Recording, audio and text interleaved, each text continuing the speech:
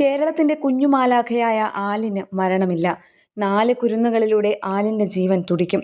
വാഹനാപകടത്തിലാണ് 10 മാസം മാത്രം പ്രായമുള്ള ആലിന്റെ മരണം. സംസ്ഥാനത്ത് ഏറ്റവും പ്രായം കുറഞ്ഞ അവയവദാതാവായ ആലിനിലൂടെ 4 പേർക്കാണ് പുതുജീവൻ ലഭിക്കുക. ഇന്നലെ രാത്രിയോടെ റോഡ് മാർഗമാണ് ആലിന്റെ അവയവങ്ങൾ എറണാകുളം അമൃത ആശുപത്രിയിൽ നിന്ന് തിരുവനന്തപുരത്തെത്തിച്ചത്.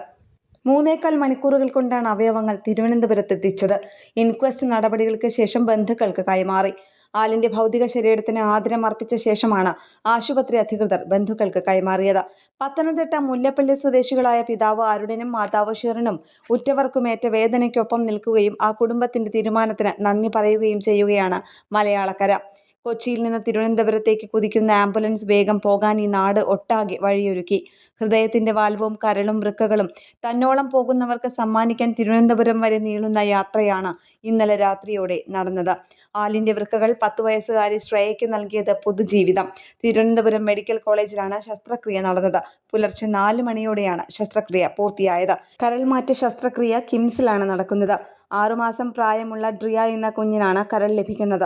നെയ്യാറ്റിൻകര സ്വദേശിയാണ് ഡ്രിയ. സംസ്ഥാനത്തെ ഏറ്റവും പ്രായം കുറഞ്ഞ അവയവദാതാവായി ആലിനും സ്വീകർത്താവായി ഡ്രിയയും മാറുകയാണ്.